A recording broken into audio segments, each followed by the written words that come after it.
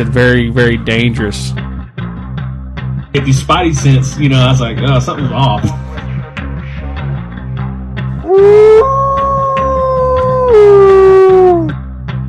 And I'm just like, man, I'm waiting to hear something, Get that crowd warmed up. It's Mr. Yehola Tiger. Hey, what's going on, guys?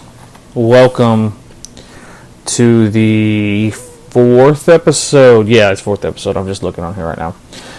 Of the War Cry podcast. I'm your host, Yehola Tiger, aka the One Man Band. Just hanging out and living life, I suppose. But I just wanted to say that I truly appreciate that everyone that has reached. Like I said the last episode. I'm not going to repeat myself, but just a little update on the podcast. Basically, is I just appreciate everybody who reached out and had opinions and thoughts on kind of how I'm doing this thing. But with that said, we are at, dare I say, a little over 300 listens on all platforms.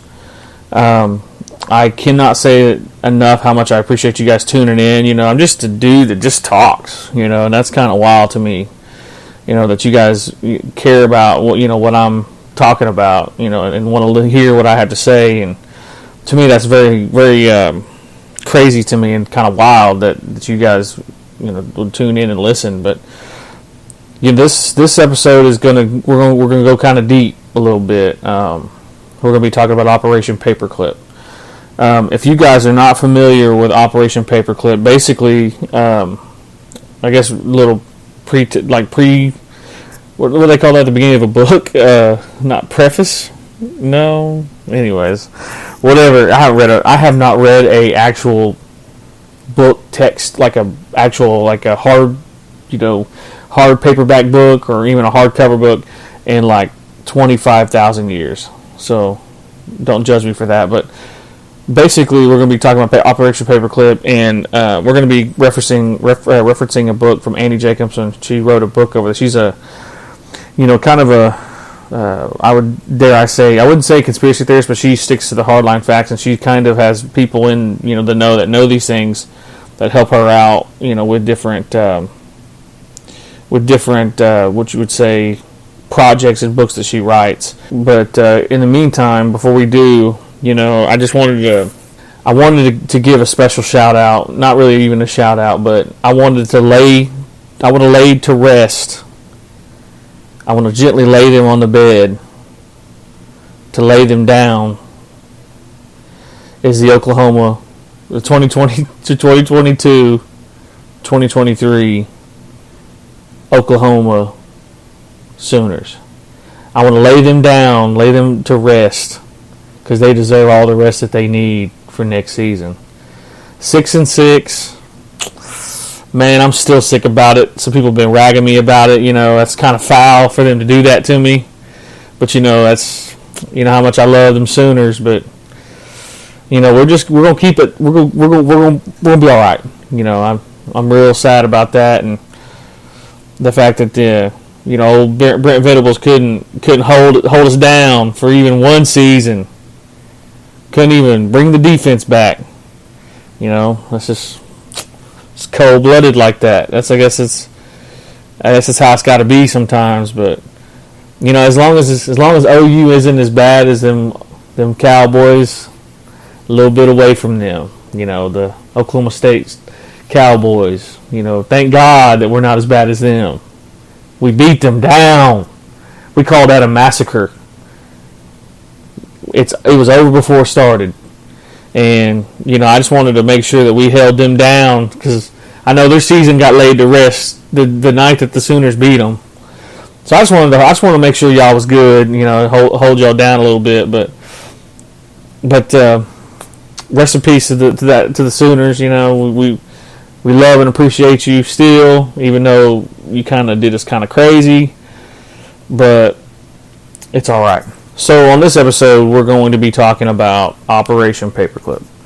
If you have never heard of Operation Paperclip, you should turn the volume up. Dang, I was getting treated like Chris Hill on the last episode. They said, dang, we can't hear you. It's like, man, what do I got to do? So I'm going to turn that volume up extra loud on this episode so y'all be able to hear me. But, dang. I had to do Chris like that. I know we always on the Unsolved Mysteries of the Reservation podcast. Dang, we get people all the time say, man, why he talks so soft? He got a soft voice. He's a man of the people. Anyways. So Operation Paperclip. So I had been thinking about this for quite a while. There was a show that came out on Amazon Prime. I'd say probably 2 years ago nowadays, maybe during COVID, 2020. But it was called Hunters, and it had Al Pacino in it, and it had some other people in it, and I always thought it was kind of interesting that premise, because they mentioned Operation Paperclip a lot in that, but they didn't call it that because it's a fictional show. But they basically kind of touch around the corners of the conspiracy, the controversy of that program. So what Operation Paperclip was is basically it was a very top secret program that brought over 1,600 Nazis to America. They whitewashed their history to make it seem like they didn't do nothing bad over there during the times of World War I and II. And they wasn't putting people in concentration camps. They wasn't putting people through gas chambers. They wasn't putting them through, dare I say, like starving. I don't say famine, but starved them out. So basically, that's kind of what that show is about. It might still be on Amazon Prime. It was an Amazon Prime original. But so it gets into the origins of this program in 1943, and this program, this is basically a mission called and I'm probably gonna mispronounce this. But this program called it's ALOS mission. It was basically a mission. And what it did is it sent American scientists over into Nazi Europe. So that doesn't mean just Germany. I mean, different countries that, kind of aligned themselves with Germany, as the war raged on.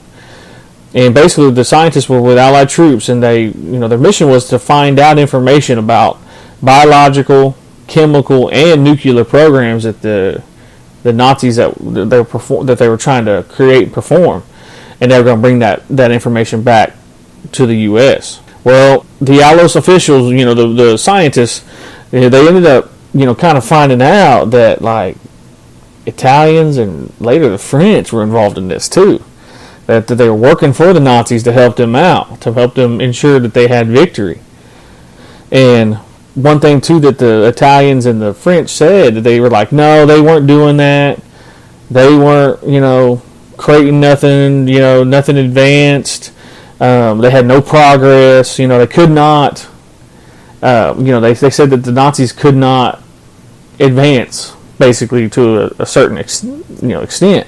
How things, kind of happened, as people be lying, like, oh, dang, they was lying. But in 1944, they were kind of, looking in this French town of Strasbourg, and the fighting's going on, and they're like really trying to, find stuff, and Nazis are trying to hold, their ground in these different towns, and it was in France. It was called Strasbourg, and I'm probably pronouncing that wrong too, but who am I, some Indian dude in Oklahoma trying to pronounce these words. But it's basically the scientist. His name was Samuel Goudsmit. He was Dutch born scientist, but he was working for the Americans, for the U.S. He made his way to a Nazi senior scientist's home, and his name was Eugene Hagman. Basically, this scientist helped, with this biological weapons program.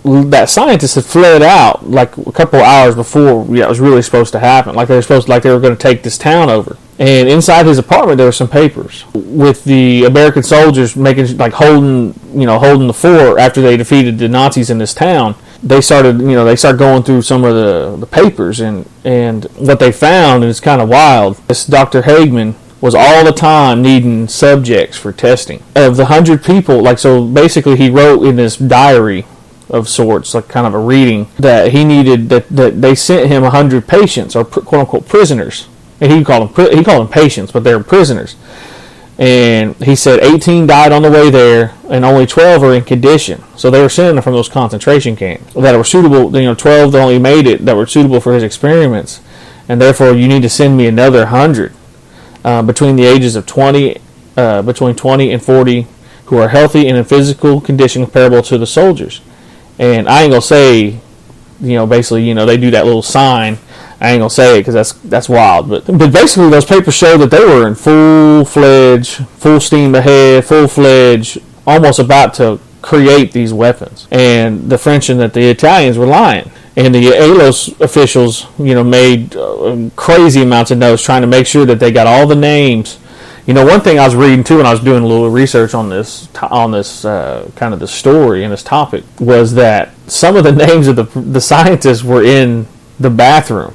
They found it in the bathroom, a list of some of these scientists in this random magazine that was in German, and it had like a list of all these quote unquote honorable scientists doing honorable research for the Nazis. So they started taking this down, and all these names, and that's kind of wild that they found that on the pot. Like, imagine just being like, oh hey, daily reading, let me talk, let's talk about concentration camps and all the scientists doing great things. So they took down a lot of these notes and the names of these scientists. I'm gonna keep it a buck. I'm gonna keep it 100 with y'all. The goal wasn't to bring these people to justice. The goal was to track down and capture and interrogate these scientists for their knowledge of biological weapons, nuclear weapons, any type of weapons that can be used for the United States and not Russia. So then, as the war rages on, they start catching one by one across the Third Reich. A direct quote from Annie Jacobsen in her book Operation Paperclip: The Secret Intelligence Program That Brought Nazi Scientists to America.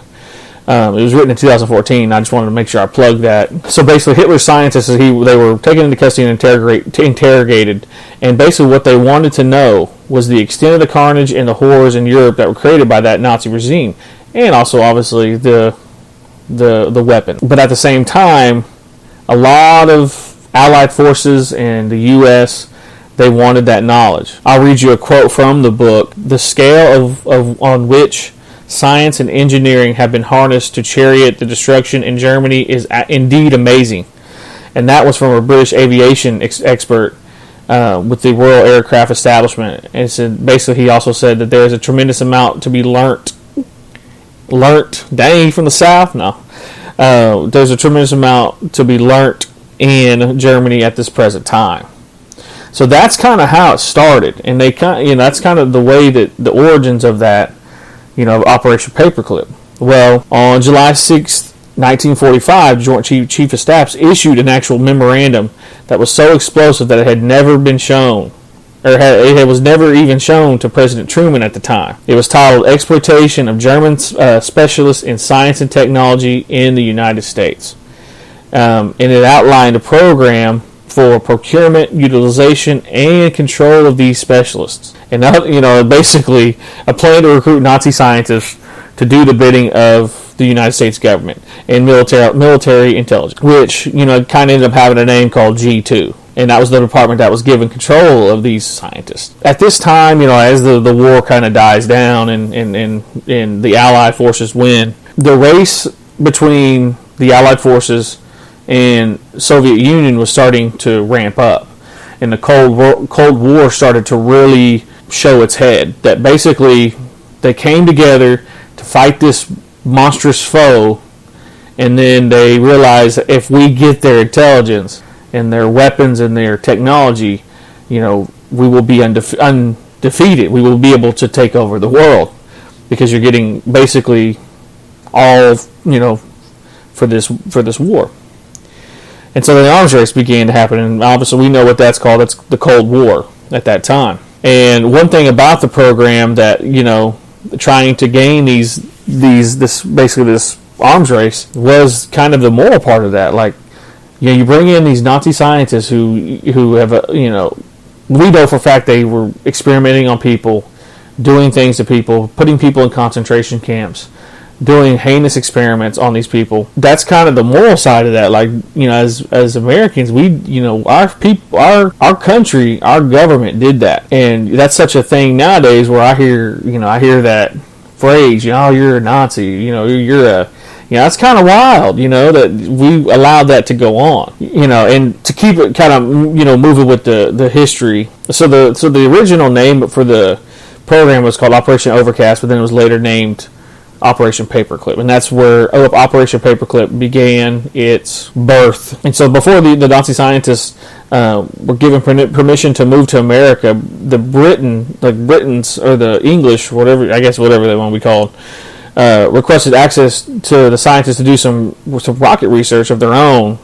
And one of the Nazi weapons expert, Arthur Rudolph, basically said that they immediately formed a bond. The British weapons intelligence people and the Nazis, had some type of great friendship, and they, basically got each other drunk and became friends. And so that doesn't, really align with the official kind of narrative, we condemn them for their actions. But that's also at the early stages, because they wanted to overlook those crimes and to kind of put away that quote-unquote ugly past. So we go back to Arthur Rudolph. This one's kind of wild. So he was the operations director for Middlework labor camp, an expert in Germany's powerful V-2 rocket system. He was flagged by American officials as a desirable asset. And he's also, there's also a picture of him with Wernher von Braun during the Saturn launch, and also with President Kennedy as well. But also he started working in that camp in 1943, but it was liberated in 94 not 94, Jesus, in 1994. Gosh, that's another one. In 1944, there was about 40,000 prisoners in that camp, and the Holocaust Museum, the United States Holocaust Museum, said when the liberators first got into that camp, the noise, dust, and noxious gases exacerbated the already catastrophic health situation for the prisoners. And, water was in short supply. Only toilets were, basically toilets were oil barrels cut in half. So they're sitting on, metal, basically. Cases like tuberculosis, typhoid, pneumonia, and really total exhaustion, because they were working 12 hours a day with no sleep and barely any equipment.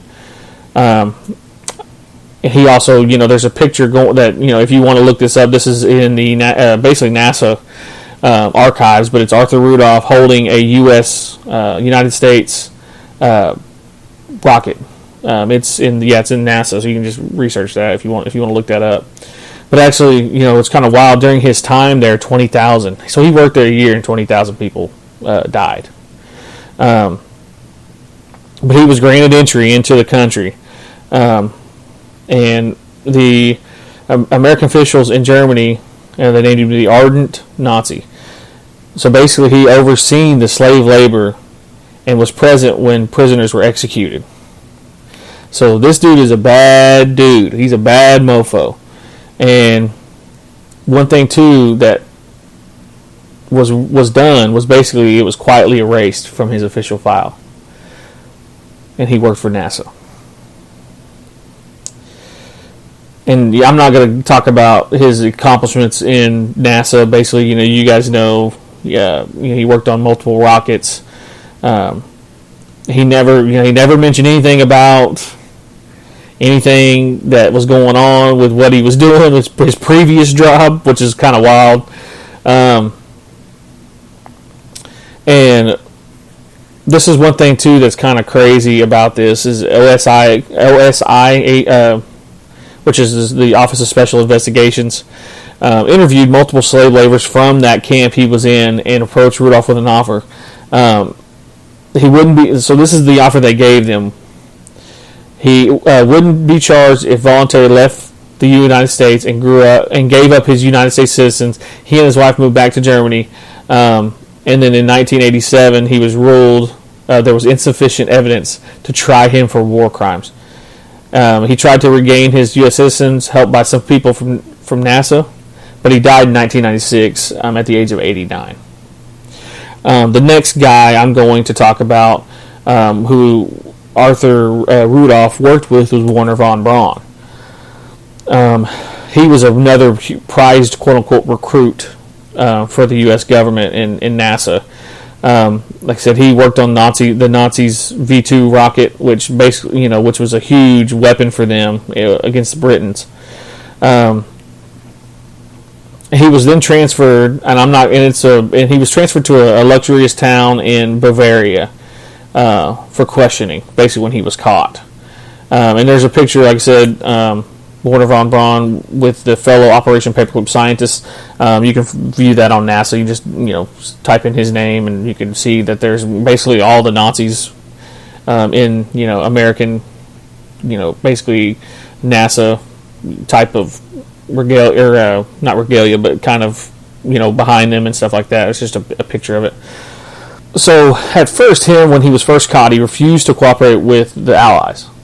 Refusing to indulge any information. He was basically, he knew there basically was a foolproof bargaining chip. And so as the days of the war started coming to an end, he had hidden, or while the war was still going on, he had hidden valuable documents that the U.S. wanted. And basically his bargaining chip was those documents and his knowledge of this, technology that he had. So that was kind of how he bargained his way into the U.S. with Operation Paperclip. But after his capture, like when he was being shipped over to the U.S., he had posed for endless pictures with the individual GIs, which beamed and shook his hand. Like they really was like, "Thank you for coming," thank you. And it's kind of wild because, like I said, he was brought to in 1945, which is literally like a year after the war.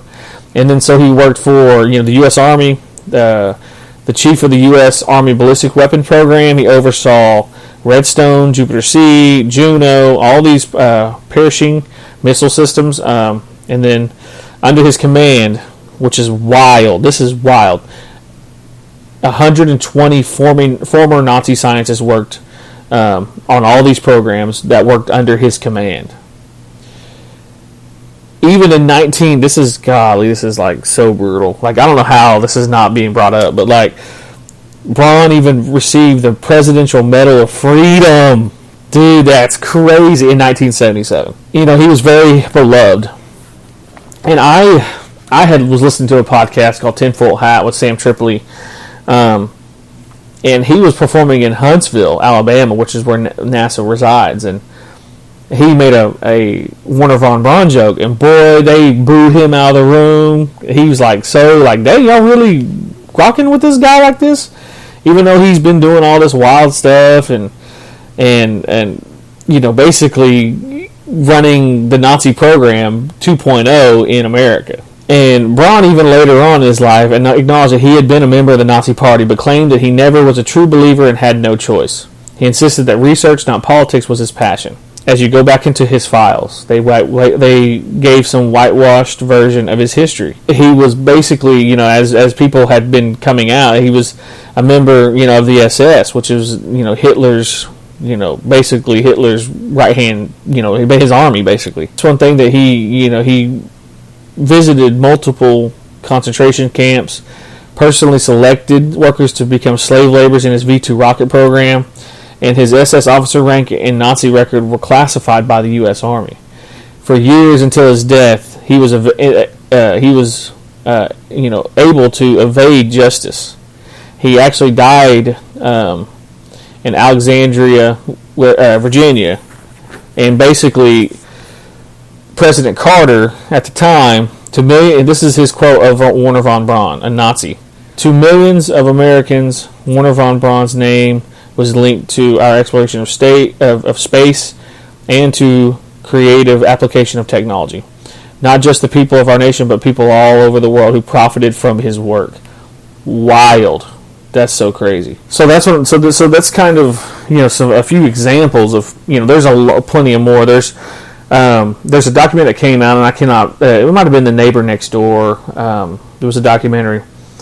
But one thing too that when they did those those special those war crimes courts for the UN and all these different global type of organizations who were trying to find these these Nazis guilty. There was a guy in this, and I cannot remember the name of his documentary or his name, he's lived in Minnesota. He had changed his name. He had done all these things to make sure he even changed his accent, and his family knew he had a German accent, and that he said he was from Germany, but he wasn't from. He was from Germany. He was a Nazi, and basically lived his whole life here after the war, and he had a family, multiple kids, and come to find out, people, there was a Holocaust survivor living in the same town that he was in, and recognized him because of his eyes. He had these really light blue eyes, and recognized him, and immediately came over with fear. And so they ended up, trying to kind of delve with who this guy was, and come to find out he was one of the main of, I cannot, if it wasn't Auschwitz, it might have been, I can't think of the other one, but one of those main that you hear on TV all the time, that he was basically one of the people that didn't select them, but he was the one that forced them and drugged them to the gas chambers or the experiment table. Basically, he was a muscle for forcing people to do these things. And the crazy thing about him is that when he was going through his courts, because he was going through immigration basically, because he had forged all his documents and all this stuff, and they ended up finding out that basically he was actually, they called him the butcher of, and he was called the butcher basically of that concentration camp. And I apologize to you guys that I'm literally butchering that up, because I cannot for the life of me remember that name. If you guys in the comments remember that documentary, or if you hear this on YouTube, or or shoot me a DM if you know that documentary, and maybe I can make a correction on the next podcast. But basically, he was this guy. He was healthy. He had nothing wrong with him. And then when the court started, he started going to trial, and all this, he's like they wheeled him in a dang, basically one of those bedside, hospice table chairs, and that he was at the end of his life, and that they needed to spare his life. Well, Nazis back in the UN, in the tribunals, when they were doing these, the trials for these Nazis were known to be fainting out, oh God, I'm sick, I'm weak, and they would do full on acting jobs to get lesser sentences, and then they'd be shipped off and they'd serve their sentence or whatever it is, and they'd be free to do whatever. Well, that's what he was doing. And then they somebody who was a private investigator was following him and taking pictures of him as he was in the grocery store carrying 60 pounds, dog food bags, carrying in multiple groceries, walking just fine. I think they even had him jogging down the road, running, working out, jogging down the road. But like I said, I can't remember the name of that documentary. Go check that out. I would just type in, something of, some type of documentary. But to me, I was really sitting back, and I had been wanting to talk about this for a while, and I had sat back and watched that show, and it just really got me thinking of what else did they let happen, and I say they, in a pretty they as in, and that's one thing that's so baffling to me, that people can get away with this stuff, and it's blatant. It's right in front of your eyes. With Warner Von Braun. He was celebrated. I remember being in middle school and elementary school, and they were talking about how he was the one that saved America from the Red Curtain. And to me, I look back as somebody who's in their late 20s, and I'm just like, man, that's wild. This dude was doing all types of crazy stuff to different types of people. All the tribes over there, the Germanic tribes that were there.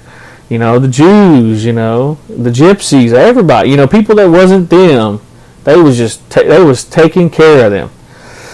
But man, that's just I just had really been wanting to talk about that for a while, because I just don't think that nobody talks about it very much, or they don't mention it in mainstream news, or even news that that maybe people call it alt news, or even social media news.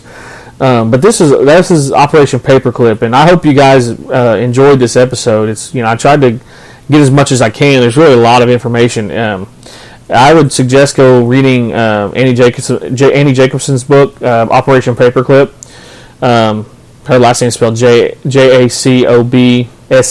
not Sonsen. She actually has a few interviews too as well that she does with people, and she has another book that that talks about CIA type of stuff. But she's a really good author and a really good investigative journalist, and I highly suggest you read the book. I've read the book. Now I say read, but I listened to an audiobook of that book, and it goes into a lot of detail that obviously I can't get into in a 30-minute podcast. But go check that book out, guys. If you guys have any questions, or if you want shoot me a message of what you thought and more information about this, shoot me a DM on Facebook or TikTok, or even in the YouTube comments. On Facebook, it's Yahola Tiger. You said shoot me a message, and then on TikTok, it's One Man Band 918. And then YouTube, like I said, hit those comments, guys. I appreciate you. Yes, I appreciate you guys. Helping me break over the 300 listen mark, and that was pretty special to me. Thinking people want to talk, hear me talk about stuff and mess up names and all that stuff. But I appreciate you guys, and I'll catch you on the next one.